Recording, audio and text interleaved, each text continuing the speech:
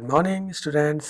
Rakesh Jha, your SST teacher. Today's we will learn lesson 9, the grassland prairies in class 5. Grasslands, घास का मैदान. The grasslands are windy and partly dry areas of grass. घास का मैदान हवा और आंशिक रूप से घास का क्षेत्र है. In many areas, बहुत सारे क्षेत्रों में they separate forest from deserts. ये जो है जंगलों को रेगिस्तान से अलग करते हैं. They are very few trees and shrubs in grasslands. Grasslands में बहुत ही कम पेड़ और झाड़ियाँ पाई जाती है. They are found in the regions which have either hot और cold climate marked with little rainfall.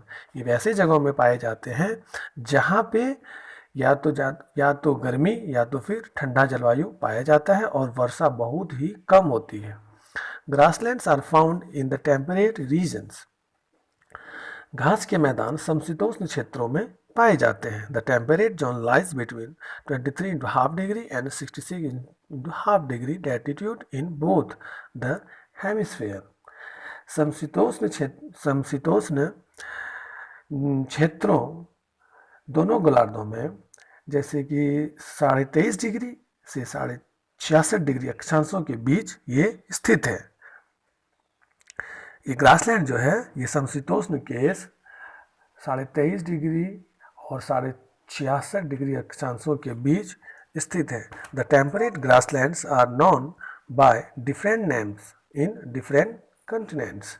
समशीतोष्ण घास का मैदान विभिन्न महाद्वीपों में विभिन्न नामों से जाना जाता है. सच है जैसे कि downs in Australia, steppes in central Eurasia, velds in Africa, pampas in South America और प्रेरीज इन नॉर्थ अमेरिका. तो सभी ये प्रेरीज हैं ये जो है अलग अलग जगहों में अलग अलग नामों से जाने जाते हैं. इन दिस चैप्टर इस चैप्टर में we will study about the prairies of North America. तो हम लोग जो पढ़ेंगे नॉर्थ अमेरिका का जो प्रेरीज है उसके बारे में. Prairies is a French word which means meadows और ग्रासलैंड. प्रेरी जो है एक फ्रेंच शब्द है जिसका अर्थ होता है घास का मैदान. It is the largest and the biggest wheat growing region in the world. यह सबसे बड़ा और सबसे लंबा गेहूं के उत्पादन वाले क्षेत्रों में गिना जाता है पूरे विश्व में. लोकेशन स्थान. The prairies are located in the interior of North America in the northern hemisphere.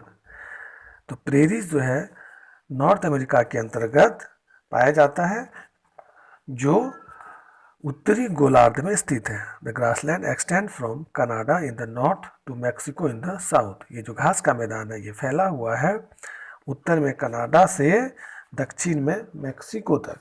It form A triangular areas covering about 1.4 million square miles. ये जो बना हुआ है एक त्रिकोणीय क्षेत्रों में 1.4 मिलियन स्क्वायर माइल्स तक इतना दूर इसका मैदान फैला हुआ. Before the arrival of Europeans के आगमन के पूर्व this region was used to be a grazing ground for animals like bison. Bison जैसे पशुओं के चारगाह के लिए ये जो मैदान था उपयुक्त था. Today it is the biggest farming region of the world. लेकिन आज जो है ये खेती के क्षेत्रों का पूरे विश्व में सबसे बड़ा स्थान है, सबसे बड़ा क्षेत्र है. नदियाँ. प्रेरीज में जो नदियाँ हैं उसके बारे में जानेंगे. The two important rivers that flow through the prairies are the Mississippi and the Missouri. Prairies में जो दो मुख्य नदियाँ हैं वो है मिसिसिपी और Missouri. Some of the important cities of the region include. यहाँ पे कुछ इम्पॉर्टेंट सिटीज़ भी हैं इस क्षेत्र में. वो है Chicago, Dallas, Texas, Colorado, Oklahoma और मिनीपोलिस. अब आते हैं हम लोग क्लाइमेट में. जलवायु. Being located in the heart of continent the region has an extreme type of climate. महाद्वीप के केंद्र में स्थित होने के कारण इस क्षेत्र में विशिष्ट प्रकार की जलवायु पाई जाती है. With hot summers and cold winter, जिसमें ग्रीष्म और ठंडी सर्दियाँ भी होती है. This region receives moderate rainfall throughout the year. इस क्षेत्र में पूरे वर्ष मध्यम वर्षा होती है. Winter showers also take place. सर्दियों की बारिश भी होती है. वेजिटेशन. वनस्पति. Both the climate and the soil of the prairies are suitable for the growth of grasses. घास की वृद्धि के लिए प्रेरीज में जलवायु और मिट्टी उपयुक्त पाई जाती है, उपयुक्त रूप से यहाँ पाई जाती है. There is snowfall during winters and rainfall is less. Winter के महीनों में यहाँ पे बर्फ की बारी होती है और इस दौरान वर्षा की यहाँ पे बहुत ही कम मात्रा पाई जाती है. द समर्स आर वार्म, गर्मियाँ बहुत गर्म होती है. Water is available in plenty from the Mississippi and Missouri reverse. यहाँ पे मिसिसिपी और मिसौरी नदियों के द्वारा बहुत बड़ी मात्रा में पानी यहाँ पे स्थित है, उपलब्ध है. ग्रासेस ग्रो इन स्प्रिंग, बसंत ऋतु में घास जो है बढ़ता है. And by the time of autumn they turn to hay, और ऑटम के समय में ये जो है मुड़ जाती है और घास सूखी हो जाती है. The main crops produced in the prairies are wheat, barley, oats, potatoes, cotton, soybean etc.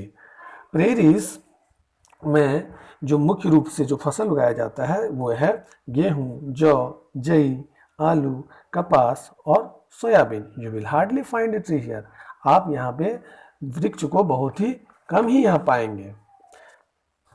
Fact trees में देखते हैं कि ए local wind Chinook blows in the prairies grasslands. Prairies grassland में यहाँ एक लोकल हवा बहती है जिसे इस हवा का नाम है चिनूक, चिनूक हवा कहते हैं. वाइल्ड लाइफ, जंगली जीवन.